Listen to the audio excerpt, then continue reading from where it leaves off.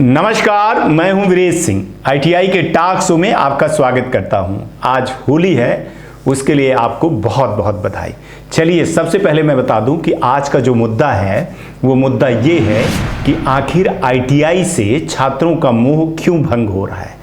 इस पर मैंने कई आईटीआई प्रिंसिपल, इंस्ट्रक्टर, डायरेक्टर और स्टूडेंट से राय मांगी थी।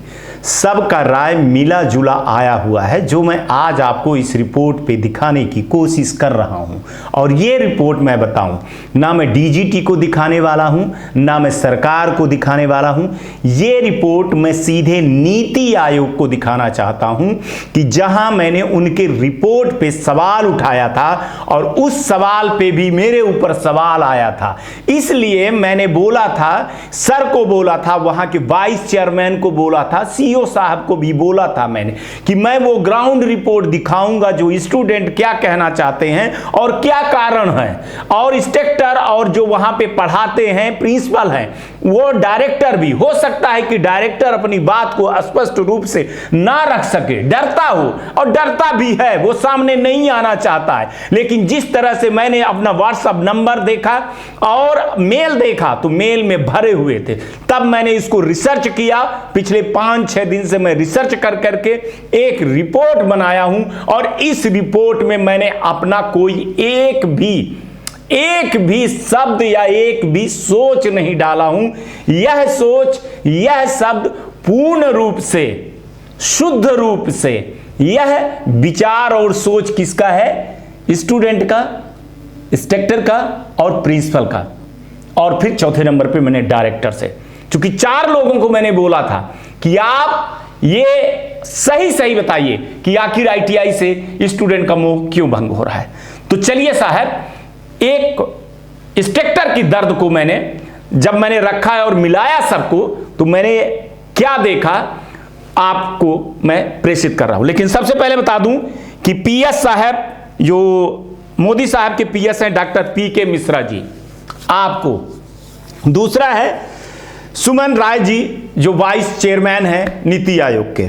तीसरे हैं श्री वीवीआर सुब्रमण्यम, सीईओ नीति आयोग के, जो अभी आए हैं अय्यर साहब के जाने के बाद, रिपोर्ट जिन्होंने सबमिट किया था। तो मेरा है कि श्री सुब्रमण्यम जी से कि आपके रिपोर्ट को मैं ग्राउंड रिपोर्ट तक ले जा रहा हूं और मैं आपको असली चीज निकाल रहा हूं कि आप जानिए कि डीजीटी के दोष कितना है, सरकार का दोष कितना है, या आईटीआई का दोष कितना है। जो दिया गया, जो बताया गया है, हालांकि इन आईटीआई वालों को तो समझ में आती नहीं है कोई चीजें, या तो मैं सो दिखाऊं या ना दिखाऊं सर। लेकिन अगर सरकार कुछ गलत कर रही है, या उससे कुछ भूल चूक हुई है, या फिर जबरदस्ती के आरोप है, या फिर आईटीआई वाला गलत कर रहा है, या फिर इस तरह के स्टूडेंट ही मिल रहे हैं, तो मेरा जो कर्तव्य है वो कर्तव्य मैं आज आप लोगों को, तीनों लोगों को दिखा रहा हूं। मेन आज हमारा शो नीति आयोग के सेक्रेटरी मिश्रा जी से है, वीसी से है, मतलब वाइस चेयरमैन से है, और सुब्रमण्यम जी से है, जो सीईओ है। तो चलिए सर, सबसे पहले चलते हैं। तो एक देखिए कैसे लिखते हैं, वही उठा करके मैं आपको दिखा रहा हूं। सर नमस्कार, कुछ समय पहले ही आपके YouTube channel ITI talk show का चैनल मैं देखने लगा हूं, और मैं खुद एक निजी आईटीआई संस्थान से 2008 से जुड़ा हूं। सर आपसे एक निवेदन है कि मेरा सुझाव है कि आप 100 डीजीटी वालों के लिए एग्जाम पद्धति से जुड़ा शो बनाएं। सर हमारे देश में कितने सारे कोर्सेस हैं, जैसे कि BA, BCom, BSc, BTech, MBA, MCA आदि ऐसे हैं सारे कंपटीशन एग्जाम के।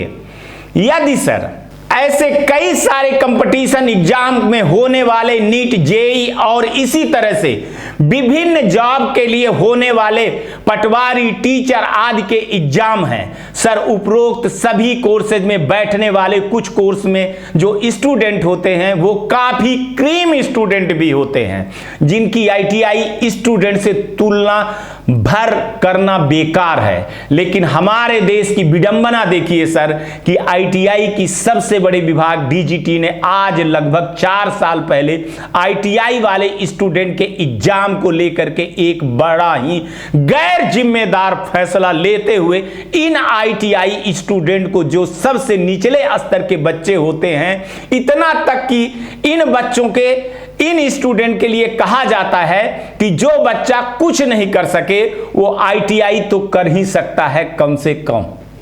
सर बहुत बड़ी चीज इस व्यक्ति ने कही है, समझने वाले को बहुत ज्यादा इस आदमी ने कहा है सर, मैं इसको सलाम कर रहा हूं। चलिए आगे, और जैसे ये बोला है सर वैसे ही मैं आपको दिखा रहा हूं। इन स्टूडेंट को ऑनलाइन एग्जाम कराए जाने का निर्णय लिया गया। ये स्टूडेंट सर इस तरीके से एग्जाम में बैठने के लायक ज्ञान रखते हैं या नहीं, यह देखे नहीं गया है, यह बिल्कुल भी देखा नहीं गया है, जबकि ये बच्चे 8वीं पास 10वीं पास होते हैं। सोच लीजिएगा सर वो कितनी बड़ी बात बोल रहा है। दूसरा सर, ये स्टूडेंट ग्रामीण परिवेश से आते हैं जिन्होंने कंप्यूटर का ज्ञान नहीं होता है, लेकिन इन्हें ऑनलाइन एग्जाम देना पड़ रहा है। बहुत गंभीर चीजें बोल रहा है सर, बहुत गंभीर चीजें और बहुत बड़ी बोल रहा है।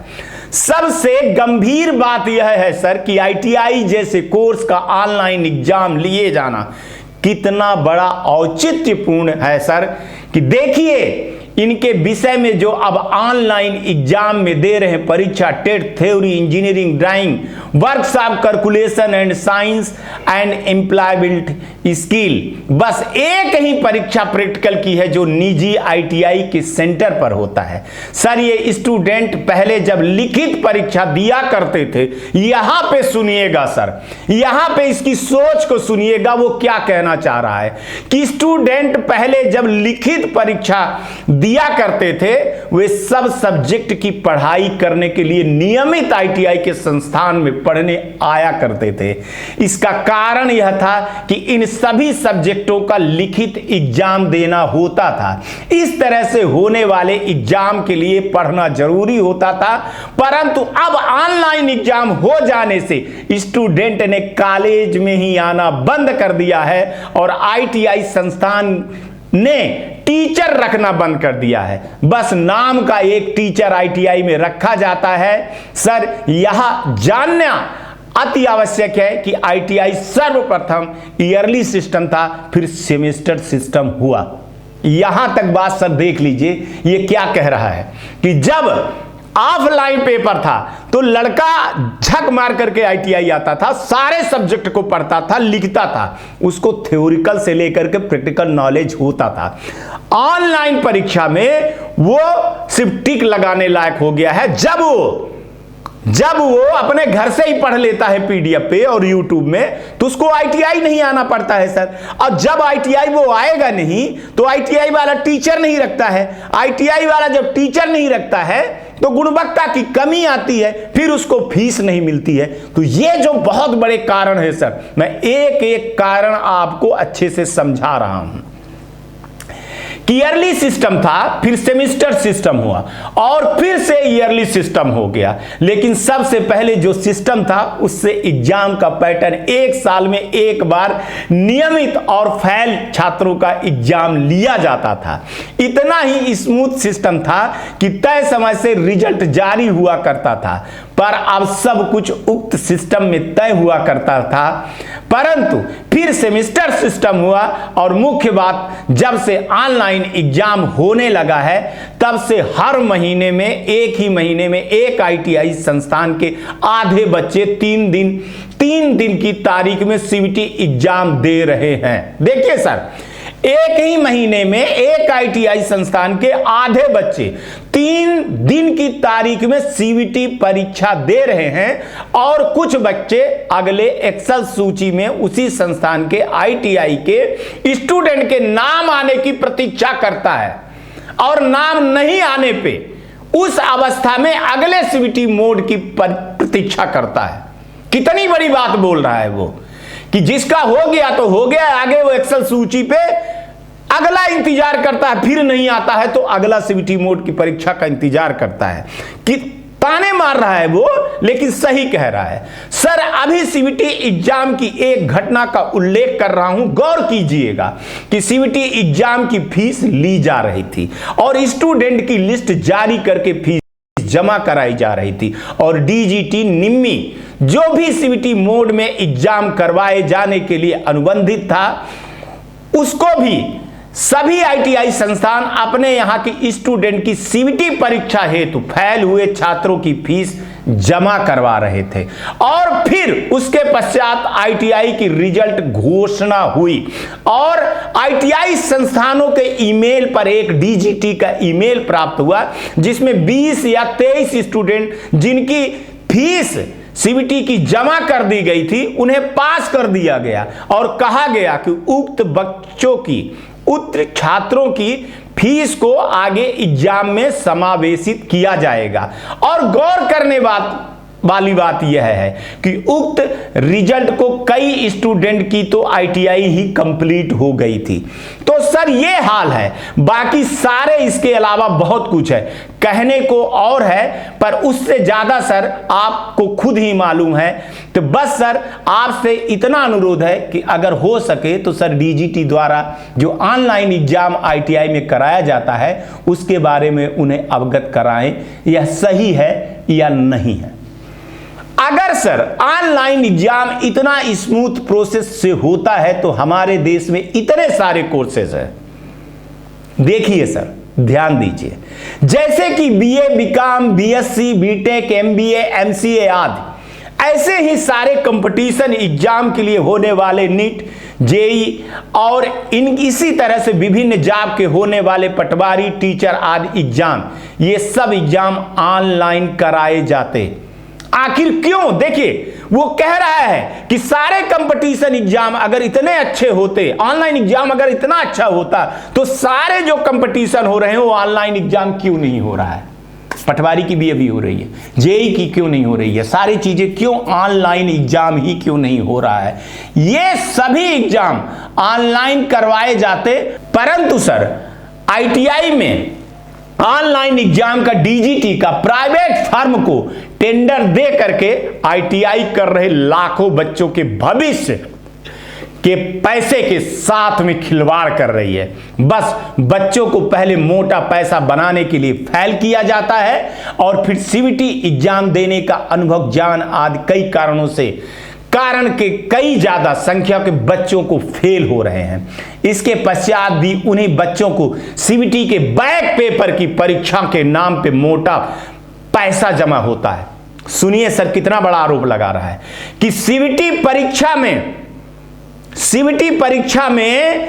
बच्चों को एक बार फीस वसूली गई, फिर बच्चा फेल हुआ दोबारा वसूली गई, फिर बच्चा फेल हुआ तिबारा वसूली गई, फिर चौबारा वसूली गई, फिर वसूलते चले जाओ सीवीटी बैक पेपर के नाम से। ये उसका आरोप है सर। फिर भी वो बच्चे पूर्व में सीवीटी में फेल कर दिए गए जो पास कर दिए गए थे, कई बच्चे ऐसे थे। यह एक स्कैम है सर, लाखों करोड़ों पैसे का स्कैम हो रहा है। बस कोई नहीं जो इसको रोके और इस व्यवस्था में बच्चों के हित के बारे में सोचे और आवाज उठा सके।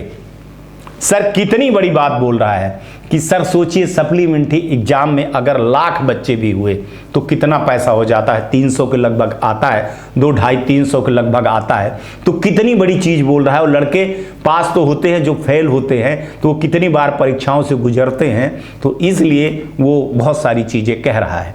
अब चलते हैं सर, एक और महाशय हैं, उनसे बात कर लेते हैं, उनका रिपोर्ट देख लेते हैं कि वो क्या कह रहे हैं। सर आपने हमसे जो सवाल पूछा उस सवाल को मैं पॉइंट द पॉइंट बात कर रहा हूं।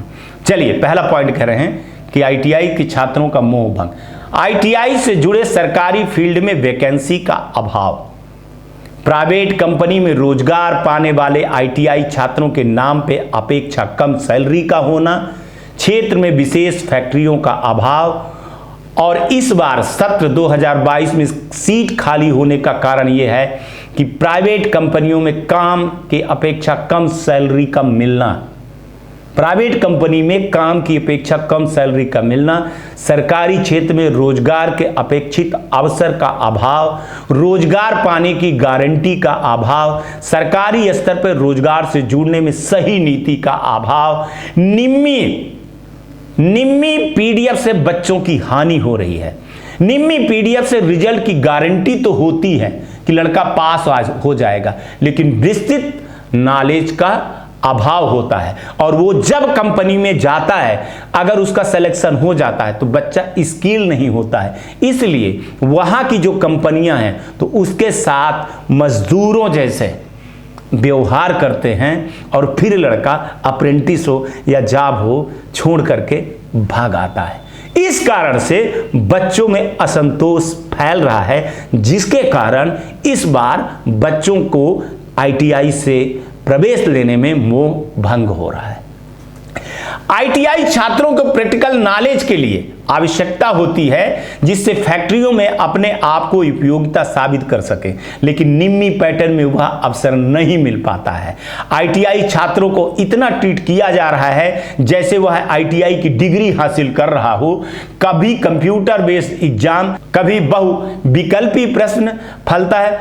वह भ्रमित होकर के किसी भी प्रकार से डिग्री हासिल करने पे ध्यान केंद्रित कर लेता है। इतना ज्यादा हो जाता है उसके एग्जाम में फजीहत कि वह सोचता है कि चलो किसी भी तरह से हमारी आईटीआई हो जाए। सरकारी डिपार्टमेंट में ठेका पद्धति का होना एवं लंबे समय से आईटीआई का भर्ती का कम होना, समय पर परीक्षा का परिणाम नहीं आना, सरकार द्वारा चलाए गए स्किल डेवलपमेंट के छोटे कोर्सों का होना भी बता रहे हैं, मतलब जैसे पीएमकेवाई जैसे चीजें चल रही है।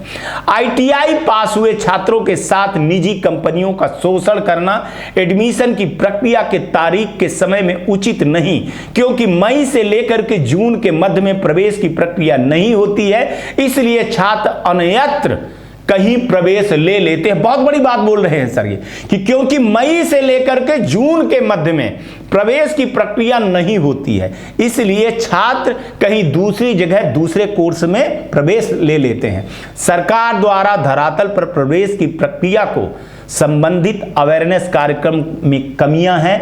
आईटीआई पर एक ऐसा कोर्स है, आईटीआई एक ऐसा कोर्स है जो कि उसे प्रैक्टिकल के साथ जोड़ा जाता है, क्योंकि यह प्लेटफॉर्म शिक्षा नहीं जो कि 1 से लेकर के 12th तक स्टूडेंट को पढ़ाया जाए। आईटीआई में पीडीएफ का होना एक स्टूडेंट के लिए बहुत ही गलत है। यह कतई इस प्रकार का बर्दाश्त नहीं करते हैं, और यह बिल्कुल से बिल्कुल एक तरह से मतलब यह नकल करना होता है जो निम्मी का पीडीएफ है, कुंजी है। आपने जो प्रश्न पूछा है उन सभी का मैं जवाब कॉमन है, इसलिए मैं आपको बता रहा हूं कि इसके लिए बहुत सारे जिम्मेदार प्राइवेट आईटीआई भी है। इसमें मैं खुद को अपने आप को जिम्मेदार भी मानता हूं। ये आईटीआई वाला खुद को भी अपने आप को जिम्मेदार मान रहा है, स्वयं बोल रहा है कि 90% खुद ऐसी प्राइवेट आईटीआई हैं जिनको बच्चों के स्किल के नाम पे कुछ नहीं मिलता है, केवल फीस की उगाही होती है, नए नए रास्ते खोले जाते हैं और बच्चों को लूटते हैं।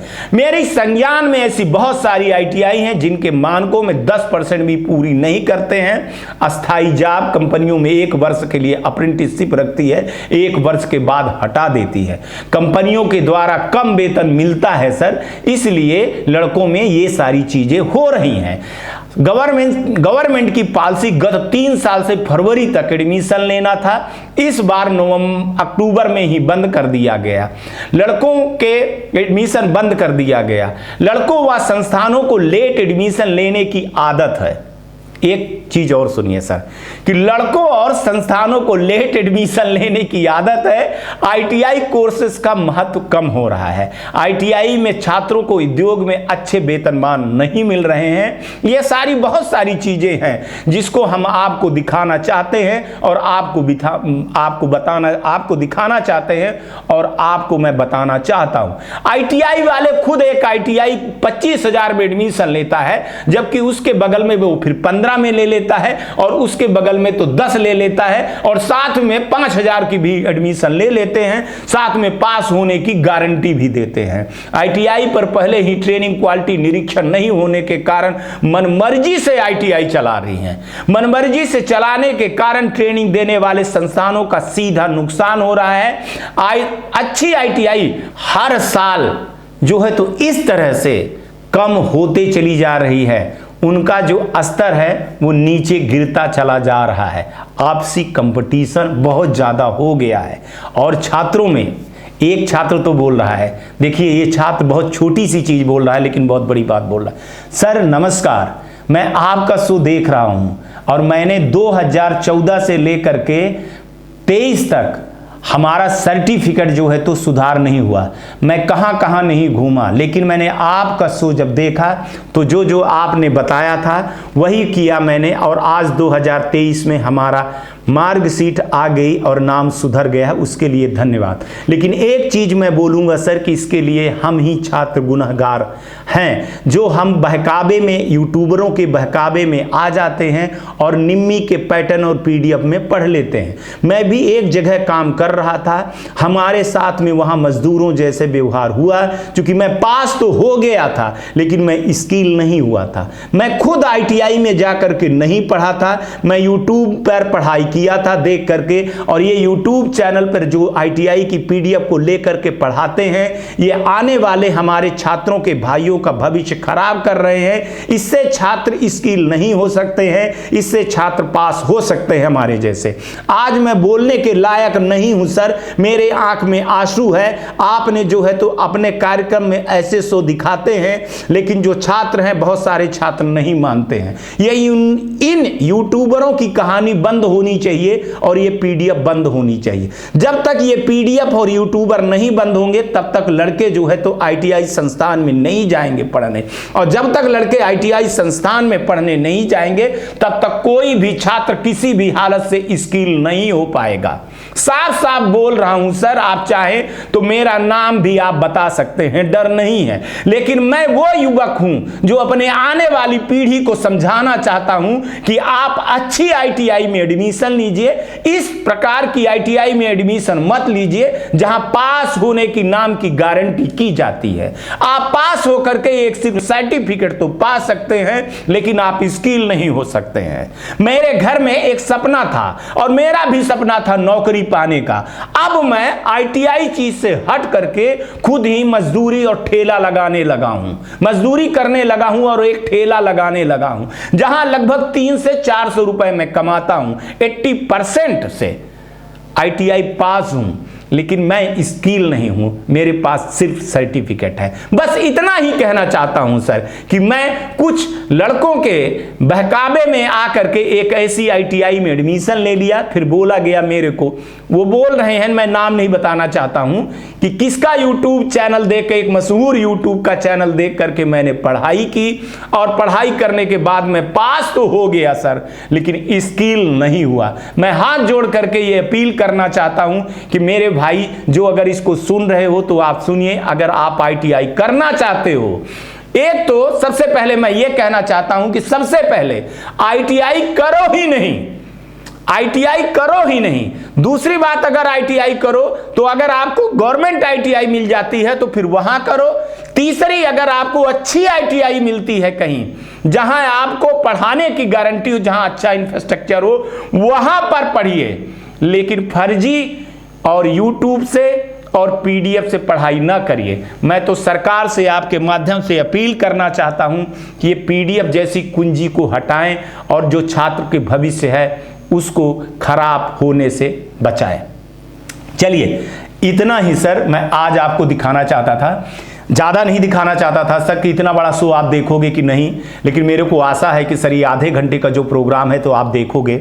इसमें जो भी शब्द हैं सर, ये स्टूडेंट का मैंने लिया, इंस्ट्रक्टर का भी लिया हुआ हूँ सर, एक लड़की का भी है उसमें, लड़की छात्रा का भी है, और एक प्रिंसिपल है, महिला हैं, उनका भी लिया हूँ, कुछ डायरेक्टर का लिया हूँ, सबको मिला करके मैंने सर रखा। सबका एक कॉमन ही है कि जो आईटीआई में इस समय पर मोह भंग हो रहा है उस पर ध्यान दीजिए सर, उस पर ध्यान दीजिए। उस पर चीज़ें निकल करके एक आई है सर कि एक तो ऑनलाइन एग्ज़ाम होने से छात्रों में बहुत ज़्यादा मोह भंग हुआ है। दूसरा सर, समय पर रिजल्ट न निकल पाना। तीसरा सर, बार बार लड़कों का फेल होना। चौथा सर, सरकार की ऐसी पॉलिसी है कि अवेयरनेस नाम का कोई प्रोग्राम नहीं है। पांचवा सर जो आया है कि जो कंपनियों में लड़के जाते हैं सर 8 से 10 हज़ार और वहाँ उनसे झाड़ू पोंछा करवाया जाता है। कई शब्द लिखे हैं सर, वो मैंने नहीं बताया। लड़कों ने बोला है कि हमारे साथ क्या क्या होता है। समान उनको जो है तो एक लिखा है, मेरे को समझ में नहीं आता है कि वो क्या लिखा है, कि हमको सामाजिक मान्यता नहीं मिलती है।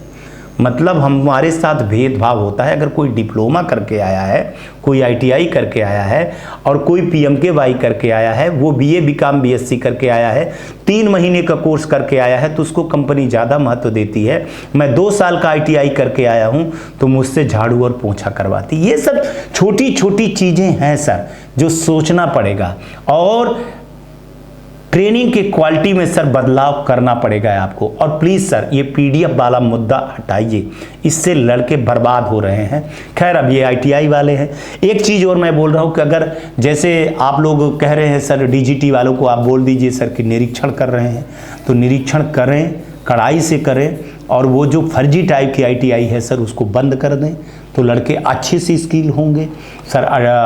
बायोमेट्रिक मशीन लग जाएगी। और जैसे आप लोग बोल रहे हो सर कि 1.07 एकड़ चार्टेड पे ITI होनी चाहिए, तो अच्छी ITI चलेगी, चूँकि इसको गंदगी को जो है तो 2012 से लेकर के 17 के बीच में जो QCI ने दिया है, जो हवाला दिया गया है आपकी रिपोर्ट की, वही बात कर रहा हूँ सर कि जो बोला गया है वो एक सर मुद्दा है, वो एक कारण है सर, मैं उसको मान सकता हूँ। लेकिन सर एक कारण ये भी है, इसको भी अपने उसमें रखिए सर, रिपोर्ट में रखिए और इसको भी देखिए। और मेरे को लगता है कि आप मेरा प्रोग्राम ज़रूर देखेंगे, तीनों लोग ज़रूर देखेंगे। मैं आपको मेल भी कर रहा हूँ, टैग भी कर रहा हूँ ट्विटर पे, तो आप लोग इसको देखिएगा, व्यक्तिगत रूप से सर इसको देखिएगा।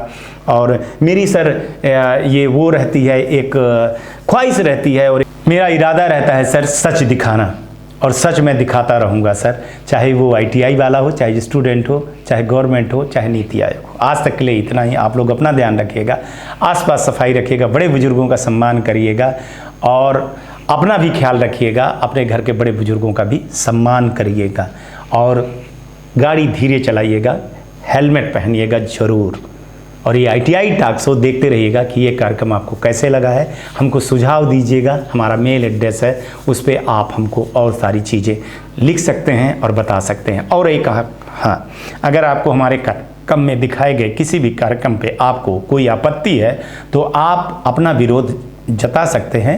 हमारे उसमें मेल एड्रेस लिखा हुआ है, उस मेल एड्रेस पे आप अपना विरोध जता सकते हैं। हमारी लीगल टीम उसको देखेगी, अगर वो गलत लगती है न्यूज़ तो हम उस न्यूज़ को हटा देंगे और आपसे हम माफ़ी मांग लेंगे, और भविष्य में फिर हम ऐसी कोई गलती नहीं करेंगे। तब तक आप लोग खुश रहिए, आबाद रहिए, हंसते रहिए और हैप्पी होली मनाते रहिए। रंग थोड़ा सा ठीक से डालिएगा, ठीक है ना? और अपना भी ध्यान रखिएगा। आज का भी दिन शुभ हो और आने वाला कल भी शुभ। नमस्कार, जय हिंद, जय भारत।